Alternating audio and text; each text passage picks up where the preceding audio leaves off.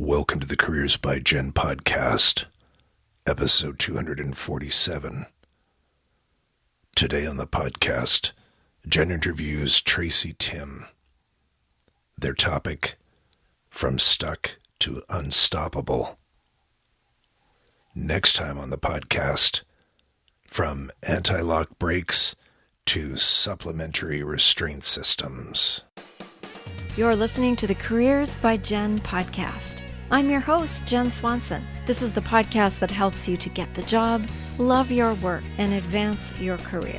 Careers by Jenn is a listener-sponsored podcast, and if you like the content, please consider supporting the show as a patron. You can do so for as little as $1 a month. Head over to careersbyjenn.com and click on support to learn more.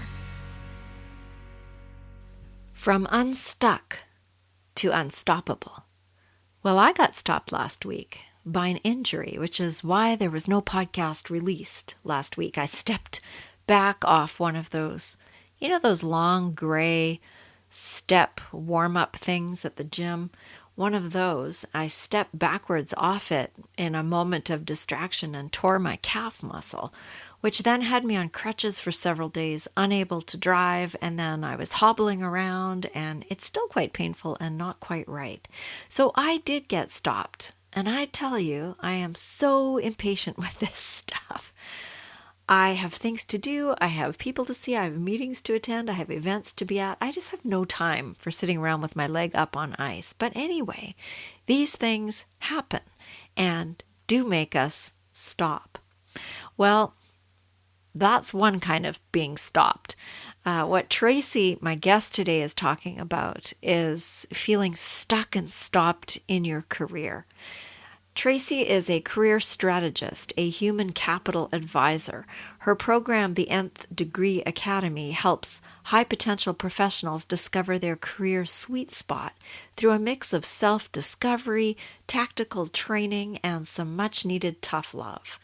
Tracy has a degree in behavioral psychology from Yale, a severely bruised ego from working on Wall Street, and she has logged one trip around the entire globe.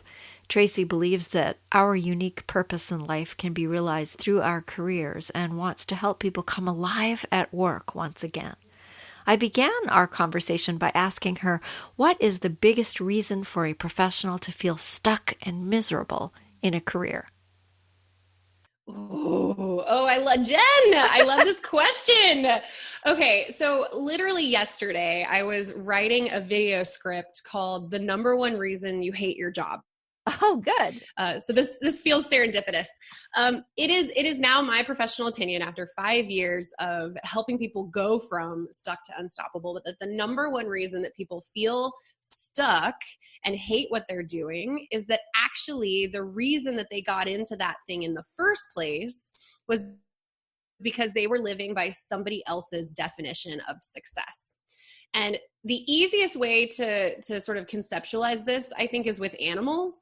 There's a great quote that is often attributed to Albert Einstein, which is, everybody is a genius, but if you judge a fish by its ability to climb a tree, then it will live its whole life feeling that it's stupid. And so I think that the reason that most of us feel stuck is that we've decided that this one thing that we're pursuing or this thing that we're stuck on, whatever conveyor belt it is success. That if I want to be successful, this is what I have to do. And if I wanted to define success another way, I have no idea what that would be. So I just cling to what's like comfortable and familiar.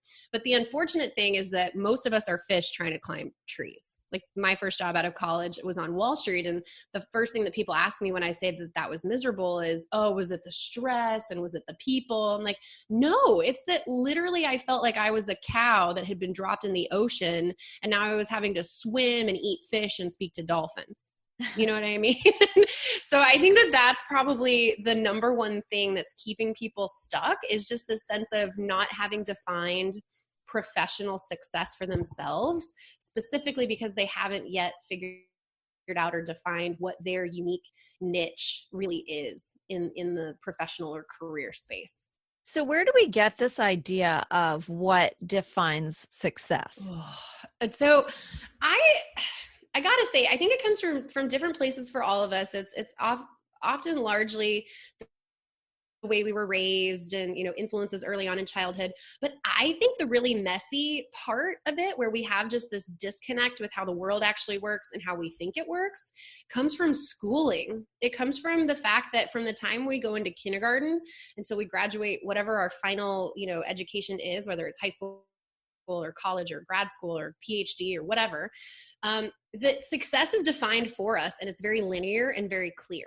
Right? Like you get an A, somewhere between an A and an F, and your level of success is judged based on everybody else's grades between an A and an F. And so you actually get ranked. And then not only that, but if you get a high enough grade and score, you go on to the next level. And it takes literally, 6 weeks in a job after you graduate college to realize that the world doesn't work like that. There is no A when you're an analyst at an investment bank. There's an F, but there's no specific A, and you've got to figure out how to navigate that arena now without any specific barometer of what success really is. And I think that's really where we, I guess now like social psychologists are kind of calling this the career myth. It's this outdated idea that our careers are going to follow this very clear, linear path, and we all cling to that, right? It's the corporate ladder. It's okay, if I do really well at my job here, I'm going to progress to associate and then to VP and then to managing director and then director and then whatever, right? It's just this sense that life and careers are linear, I think, is where we get this outdated notion of what success really looks like. Yeah, there's so much in that I want to comment on. I used to teach college for 23 years. And, well, I guess even more than that, because I just did a few weeks in 2019 helping students who are going into healthcare and doing clinical supervision in the workplace and that kind of thing. And I used to say to them, they used to be fussing over whether or not they got this percentage or that percentage. And I used to say to them, as long as you pass, it's not going to matter once you get out there. Once you get out there, it's going to matter if you can communicate well. It's going to matter if you can manage your time. It's going to matter if you have good people skills. Yes. And I said, this grade is one thing, but your performance is going to be what matters when you get out there. It's so true, Jen. It's so true. And it's sad. Have you ever watched, there's an amazing TED Talk, Sir Ken Robinson. Yes. He's like probably the best watched TED Talk of all time, called How it's like Schools Kill Creativity. Yes. I couldn't agree more. It's just this horrible process and where he got me was like, if aliens landed here and they objectively observed school as it is right now and said, what's it for? The only logical conclusion would be to produce teachers and professors. And it's so true because, we're literally just ingrained and indoctrinated from 5 years old onward that success is your output, and your output is judged by a number.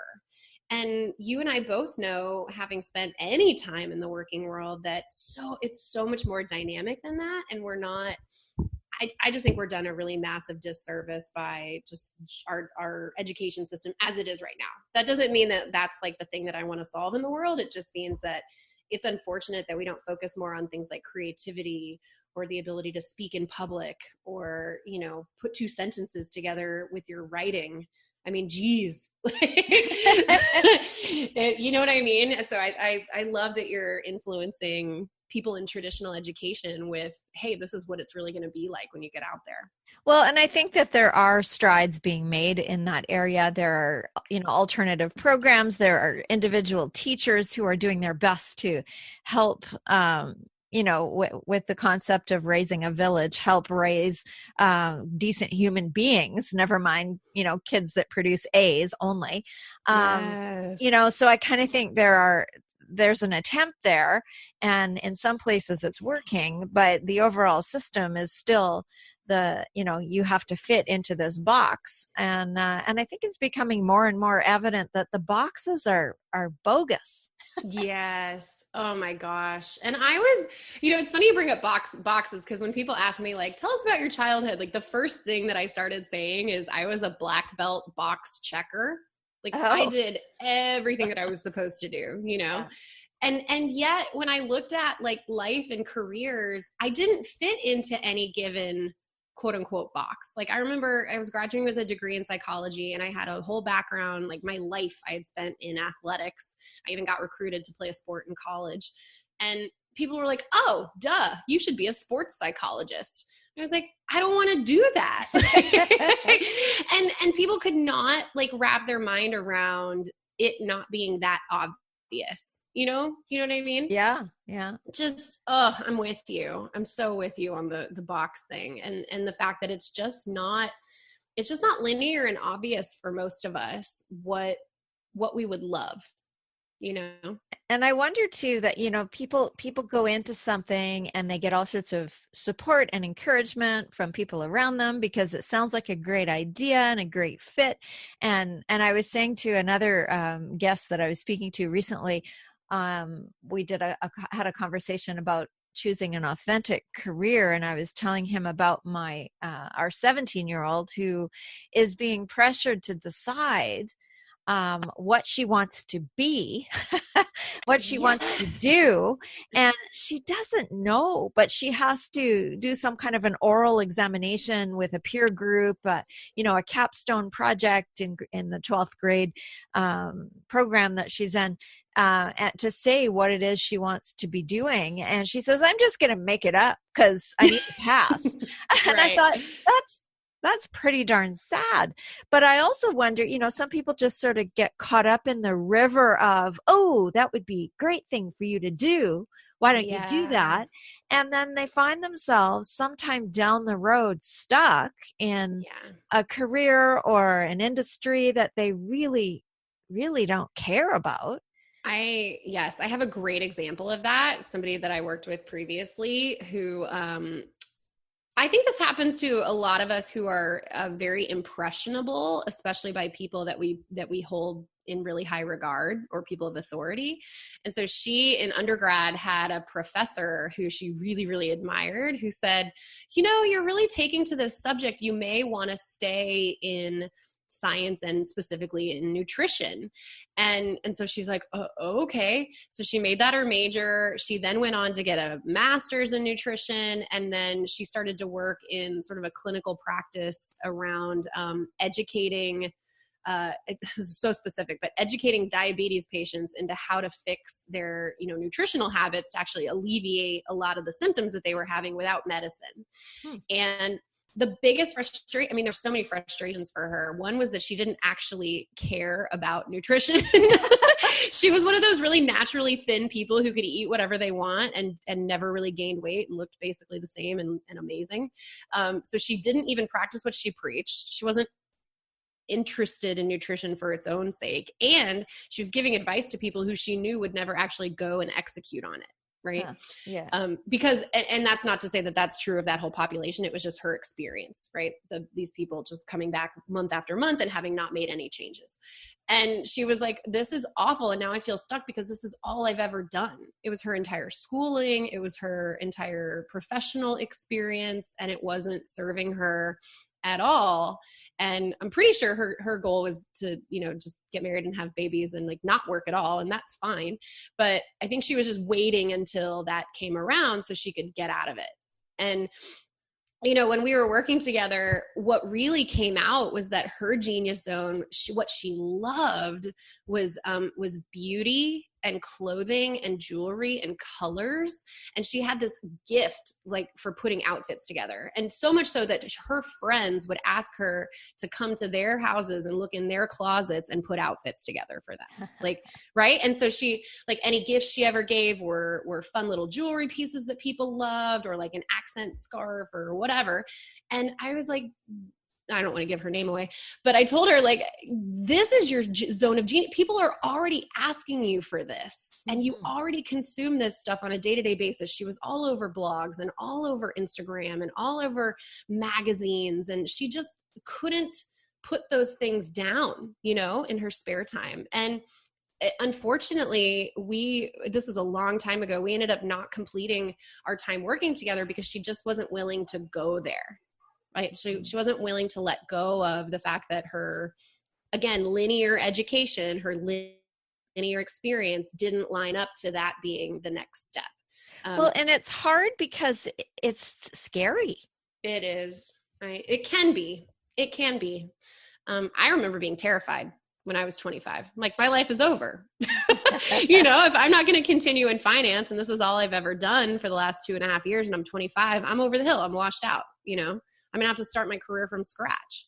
And it wasn't until I had this incredible mentor after I quit Wall Street. Are you familiar with Semester at Sea?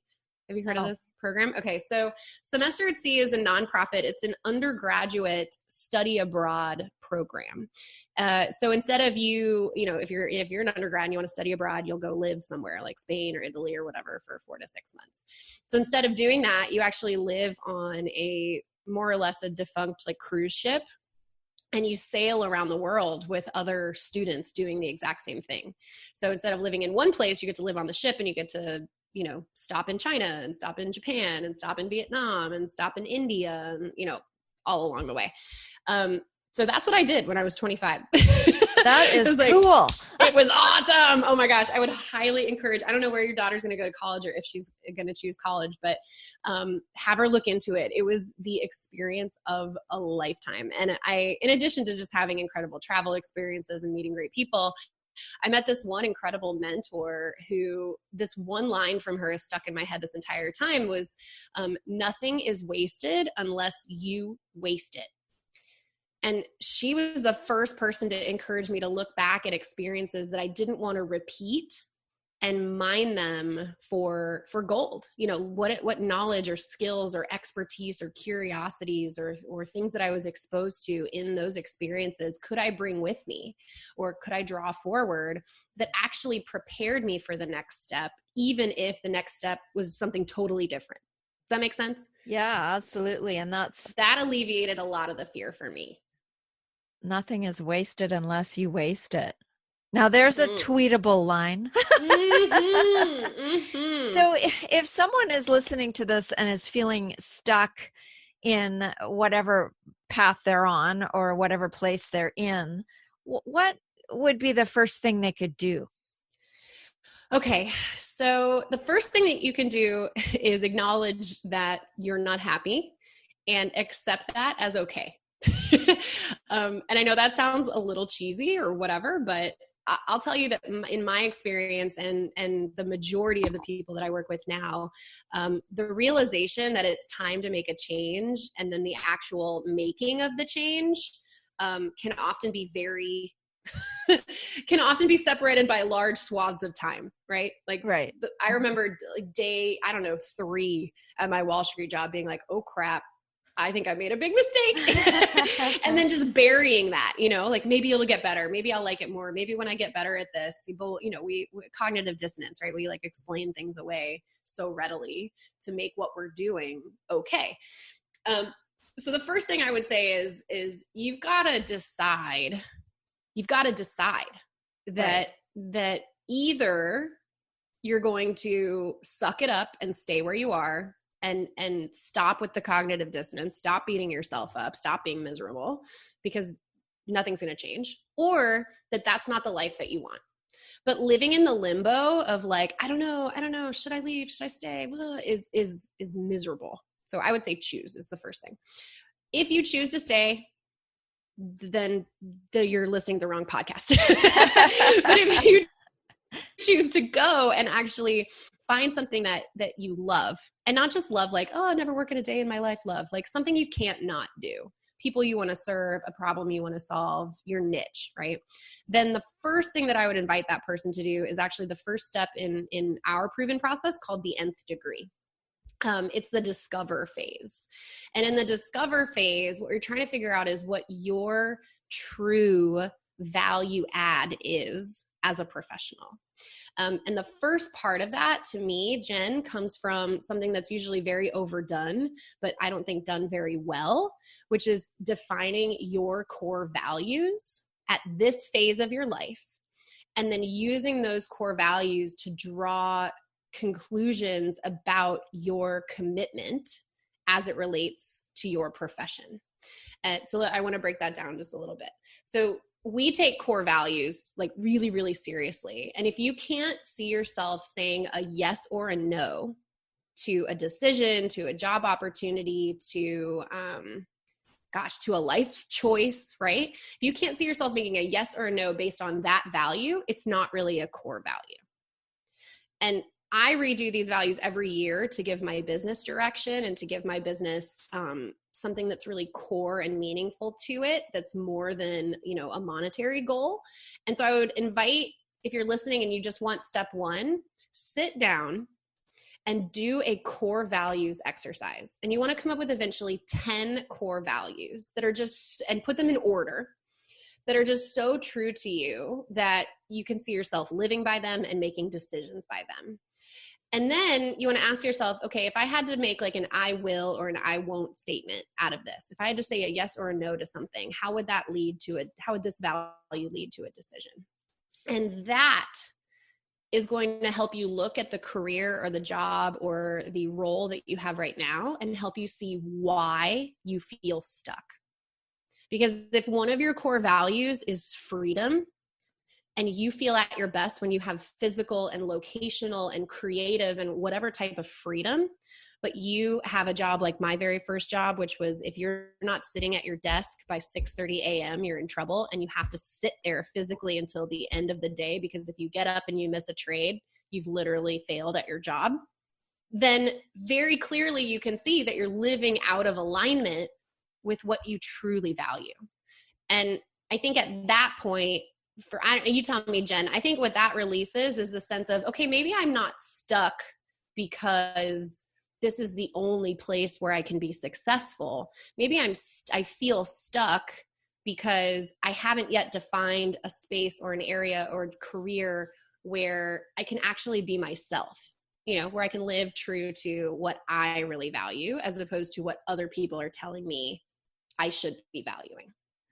I love that. I've often offered it's about a 3-hour core values workworkshop to different groups that I've done, and we do a bit of a Venn diagram. Once we have the core values, and once we have what they are doing in their work now, and just see what crosses over. And see, from the core value list that we get at the end of the workshop and the actual what comes of the work they're doing now, we look to see if there are any matches, any crossovers. And sometimes there are, which is great. And then when there aren't, when very few things are crossing over in that center, it's quite a realization for people. Oh my gosh. It's for most of the people I work with, it's the very first time, A, that they've ever really done an exercise like that. And B, that now it's all out of their head and it's on paper. Yeah. I so many times, because the way that you can engage with our programs, the ones that are guided or the ones that are in person, is through discovery calls with myself or somebody else on my team. And I take, 5 of these a week minimum. And they're fascinating because I can hear the values that they're trying to weigh against each other, oh, but what about my family? Or, oh, but what about where we live? Or my kids are this age, or I want to take care of my spouse, or but my job, I really just don't feel engaged. They have a sense of the fact that they want to live by what they value. They've just never gotten those values out of their head and onto paper and really clear. And once you do that, and then this is crucial to me, Jen, I don't know if you make people do this, but I do, putting them in order. Yes, I do. Right. And really understanding the flow of them. And that if you don't have the first one, none of the others matter. Yeah. You don't have the second one, none of the others matter. And it's not that anyone is more core than any other. It's that if you look really closely at your core values, they flow into each other.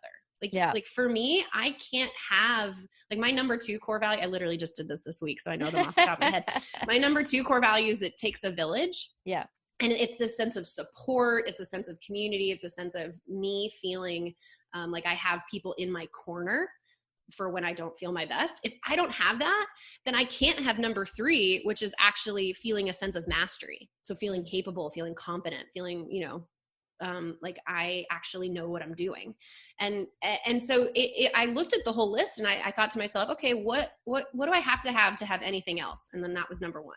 Okay, what's the next thing I have to have any of the others? And that was number two. And I think that, you know, when you get really clear on that, it just becomes so painfully obvious where you're living out of alignment. Absolutely. Yeah. Absolutely. And then you've got to, you know, knowledge is power, but ignorance is bliss, right? Like there's kind of a nice, I don't know, freedom in not knowing, because once you know, then you have to take responsibility. And then you look at that and you think, well, but what can I do? I need to feed my family. I need to, you know, this is all I've ever done, et cetera, et cetera. I mean, our minds try to keep us safe. That's their job. Oh yeah. And our minds are trying to, you know, justify why not to do something that's terrifying. But what's the, you know, how do you know when it's actually time? Ooh. Time to what? Time to leave? Time to quit? Time to take some kind of action. Okay. So the first thing that I will say, and this is going to, again, sound a little cheesy, is there's a great video by Brendon Burchard out there in the world called When Is It Time to Quit? And literally in the first 5 seconds, he's like, I'm just going to simplify this for you guys. If you're watching this video and you're looking for a sign that it's time to take action, to quit, whatever, that in and of itself is your sign. Yeah. Just the fact that you are looking for one, that should be your sign. Yeah. I would say that action is the only way that we really learn. I like to borrow from giants. So Marie Forleo, she was literally the first entree I had into entrepreneurship and having an online business. I bought her B School program. It was one of the first programs I ever purchased. She has a saying that insight comes from action, not thought.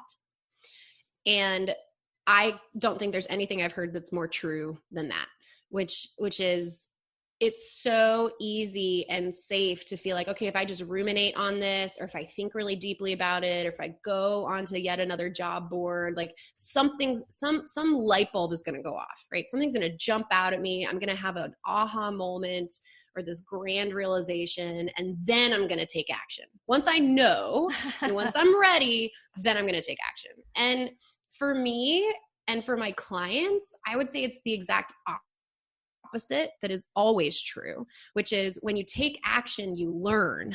Yeah. You learn. And what trips people up about that is, to them, action is a success or failure moment, right? If I take action, I want to succeed. I don't want to fail. To me, failure is when you've stopped trying. Mm-hmm. So I like to look at action as a learning process. So I take action, I learn, and then based on what I learn, I can take the next best action. So if you have no idea what you want to do, sitting around and thinking about it is not going to change anything. It's just not. It probably feels good. You know, it feels productive to go on yet another job board, or to spend hours on LinkedIn, or to, you know, I can vividly remember times where I like sat on trains for hours, like, and wound up like in the back, rocking back and forth, sucking my thumb because I was so anxious because I had no idea, you know, like, it's lunacy to think that if you don't have any idea what you want to do, that the answer is to go on a job board or update your resume. Like, none of those things lead to learning. What leads to learning is going out in the world and having a really great strategic informational interview or networking conversation. What leads to learning is going to somebody's office and watching them work and shadowing and actually like seeing what the day-to-day is like in a potentially different job, career, industry, etc. Like what works is, if you think you want to run a business, or you want to be me or Jenn one day, like, go out and try to sell something to a person. Try your hand at freelancing. Like, see if that's something that's even viable for you. But until you take action, you don't really learn anything new. So, and I know there are people who want to have it all laid out, right? So there's that whole security of, well, this is what I'll do, then I'll do this, then I'll do this, then this will happen. Course. And they want the whole recipe. Yeah. And there isn't a recipe. Yeah. And I know. It's there. So there is and there isn't. I think if you work with somebody like Jenn, or you work with somebody like me, or you have a process that you're leaning on, like the nth degree, then you do have steps. You have tangible, small victories along the way where you can feel like you're getting closer and closer to it, because you actually are. And it's because you're taking action, right? You're doing something different. You're thinking differently and you're behaving differently. But is there one linear way to get there? No. And you unfortunately, for some people, have to be willing to like wade through the muck of, sometimes it takes a while, or sometimes you hit a dead end, or like you're pursuing this, oh my God, I think this is my dream job. And then you learn something new about it, and it turns out it's a total non-starter. Yeah. You know, I'll give you a good example of this actually. So I have one full-time employee, and she's actually a client. She's a previous client. She's a product of our program. So she graduated. We figured out her niche actually fit perfectly with a job I was hiring for, and I hired her. And it was very serendipitous. But she came to me 99% sure that what she wanted to do was transition from being she was kind of a personal stylist. She worked for one of those box, companies, kind of like a Stitch Fix, called Dia & Co. And she was miserable, working from home, totally isolated, designing boxes for people who like didn't appreciate them. She didn't have any camaraderie or collaboration. Like, it was just bad for her personality wise and bad for her, morale, the whole bit. So she was 99% sure, and she and her husband had created a 10-year plan where she was going to become a high school guidance counselor. Oh. It was going to cost them $70,000 for her to go back and finish undergrad, because she had a fine arts degree. Then she was going to have to spend at least 3 years as a teacher. Then she was going to have to go back and get her graduate degree in guidance counseling. And then she was going to have to try to apply and find guidance counseling positions. And they had guessed that this would take about 10 years and about $70,000. Wow. That was going to require them to literally liquidate her husband's 401k and which is his retirement account. Okay. Yeah, sorry. Thank you. That's okay. They're going to have to liquidate all of their savings and all of their retirement accounts and put all of that money towards her schooling. And then any extra money they had, which by the way, they have a 2-year-old and a 4-year-old, was going to go towards this endeavor. And they were 99% sure. Right. And there's a conveyor belt to get on, right? There's a path. You school, and then you work for 3 years, and then more school, and then you work, and then you're there. Right. So it felt safe, felt comfortable. We worked together for literally 3 weeks, and we had a longer engagement than that. But at week 3, she was like, oh dear God, this is a total non-starter, because it turns out that actually her personality and the genius zone in which she inhabits naturally is much more one of freedom and flexibility, and one that allows her to spend an extremely large amount of quality time with her family, but also allows for collaboration and camaraderie and teamwork. So she needed this balance of like working from home, but also having an office and not having too much bureaucracy or overhead with the work that she was doing. And I was like, hey there, lady, do you know anything what it's like to be like a high school guidance counselor? Like, you have to be there at a certain time. You leave at a certain time. If you want to take time off, good luck to you. Like, there were so many things about that job that she had seen as her vision, like 99% sure, that took us 3 weeks to totally debunk. Oh, wow. And right. And so to your point, like, had she not had the courage to inspect what she expected out of that pursuit, then she would be 10 years and $70,000 in the hole, only to wind up at a job that she hated. So that's the process that you and I take people on, is like, let's actually see what it would be like. And to me, that's just such a great cautionary tale for taking action, because had she not, right, had she just, okay, intellectually, we've decided that this is the best plan, and now we're going to go execute on it. All she needed to do was spend 5 minutes shadowing at a high school to realize that this was a total non-starter, So I would just, God, I can't say enough about taking action. I wrote this entire video on like how having purpose is the number one thing and da, da, da. Like you can have all the purpose in the world, but if you don't put it into action, it doesn't matter. And yeah, so I could get on a soapbox about that for a long time, but I hope that story just really illuminates the fact that yes, it's scary, but I think it's scarier to make assumptions about what we're doing and the outcome of those actions rather than testing them before we even get started. And I love the quote by Glennon Doyle, "Do the next right thing." Yes. Yes. And you know what? There's I can't remember who said this, but it's actually my full-time employee who brought it to my attention was, our greatest fear should not be at succeeding. Oh gosh. Oh, I'm going to butcher it. It was, it's our greatest fear should be at succeeding at something that doesn't matter. Right. Right. It's something along those lines. Yeah. And I just thought like, wow, that's so powerful because you can have all the quote unquote success in the world as it's defined by insert any person. But if it doesn't matter to you, like at the end of the day, people are going to live life however they think is best for them. And oftentimes, unfortunately, like you said, that's dictated by our fear, which is there biologically to keep us safe.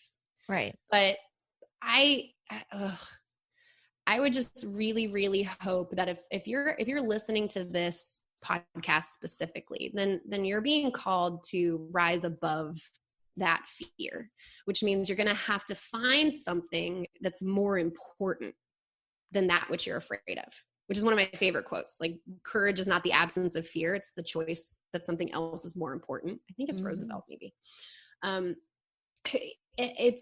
It's the only way that we get over our fears. Is you have to decide, is living a life without regrets more important?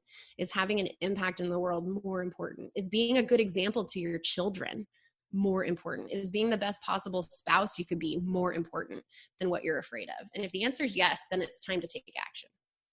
I interviewed a podcaster. Well, she does so many things. She's quite fascinating. It was sometime last year. Her name's Dr. Lynn Marie Morsky, and she's got a podcast called Quitting by Design.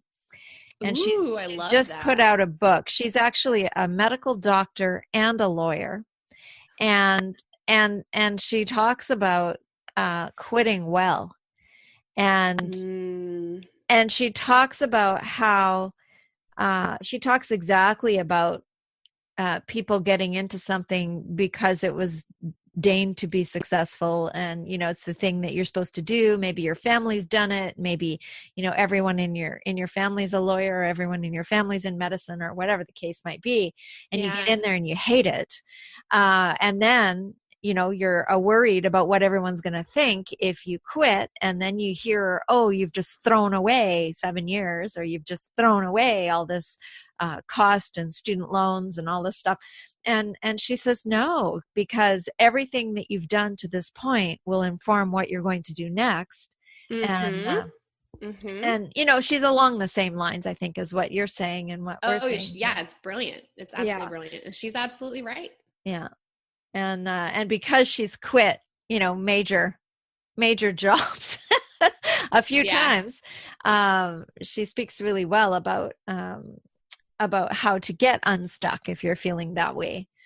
Yeah, it's so good. I think we need more examples of that. People who are willing to put their mess out there, and show people that it's okay if your career looks disjointed or a little messy. That's something I hear from especially young professionals in the United States, that there's this severe pressure to have a very clear, linear, no gaps, resume kind of thing, right? That this trajectory should look like you've known what you wanted to be since birth. When 70% of the American population is dissatisfied with their work. And they probably would make a change if it weren't for the fact that they need things to look linear and clear and what have you. So that's so sad. It is sad. It's really sad. I don't know. To me, what's the saddest part about that is not that people are living these miserable lives, which is really sad. It's that the world is missing out on the genius zone that each of these people could be living and operating in. like if you and I were trying to be underwater basket weavers, but instead we were really made to ignite people into the idea that they could be more and do more and unleash their potential on the world, then all of the potential that we could then unleash goes without.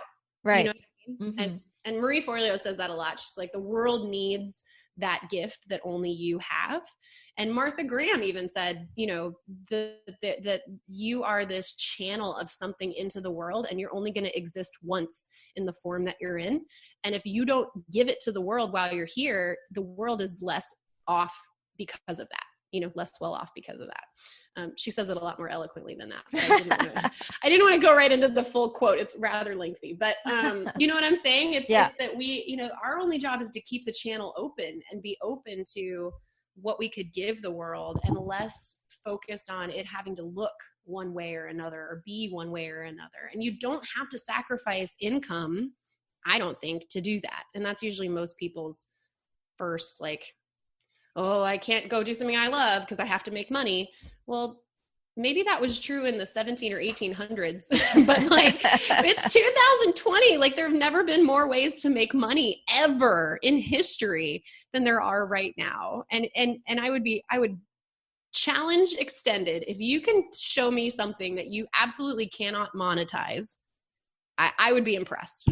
I would be impressed. If you can show me a passion or an interest or a skill or whatever that you cannot be monetized, that's not volunteering, I would be impressed, because we just have more possibility than ever before. So the only thing holding us back, I think, is our sense of possibility.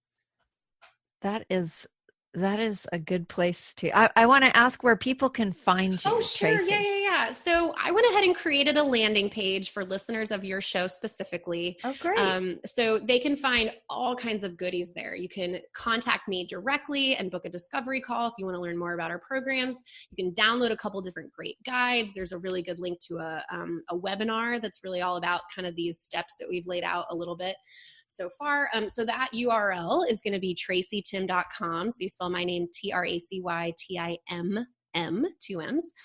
tracytimm.com/careersbyJenn, also with 2 N's.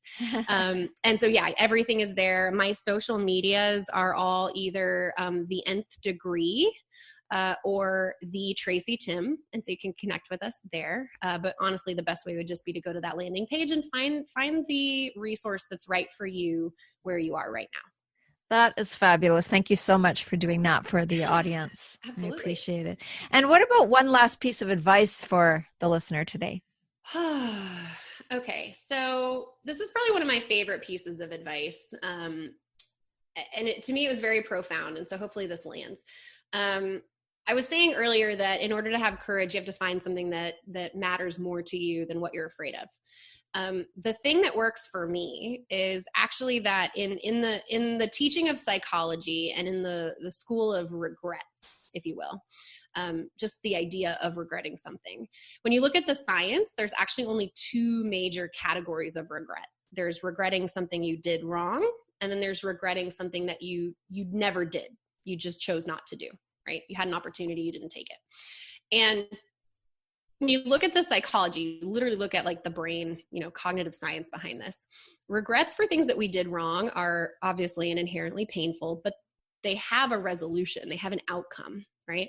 And because the brain likes closed loops, it likes beginning, middle, and ends, we get over those things fairly quickly, and actually faster than we even think. But regretting something that you chose not to do never has an end, right? You're not giving your brain an outcome to rely on to move forward. So because the brain likes to close loops, it looks for the outcome. It's seeking the answer to what would have happened had you actually taken that action. And that's why regretting something that you never did, you chose not to do, haunts us usually for life. I mean, there are, people on their deathbed, the number one regret of the dying is, I wish I had had the courage to live a life true to myself. And they look back, and the reason that that's a regret is because there's so many opportunities they probably had to do that, and they chose not to. And so the brain is constantly going to be asking itself, what if, and if only, and coulda, woulda, shoulda. And to me personally, when I just realized that that's fact, that's science, that's the way the brain works, that was when I committed myself to trying. Like, I will never not try because I'm afraid, because actually the scarier outcome is not knowing. You know what I mean? Yeah. The scarier outcome is a lifetime of what ifs to me. So if you're out there and you're like, oh, Tracy, of course you're telling us to take action. You did it and it worked out well for you. And what if I'm the person who 4 years from now, I tried a business and I failed? And well, A, you would have learned something really important and you would have had a really incredible experience. But B, at least you know what happened and you don't have to live your life constantly asking yourself what might have happened if you had had the courage to take action. So my biggest piece of advice to people nowadays is understand the science of regrets and this is what one of my psychology professors told me, take your meaningful shot for the stars, because it's worth it and you're going to regret it if you don't. Thank you so much for your time today. This has been a rich conversation. Oh, I've loved it, Jen. I'm so happy with all the work that you're doing in the world. And I know you're impacting so many people's lives in a really powerful way. So it's a real honor and privilege to be here and be a guest. So thank you so much for having me. Thanks. Take care. You've been listening to Careers by Jenn with Jenn Swanson. If you like what you heard, please share this.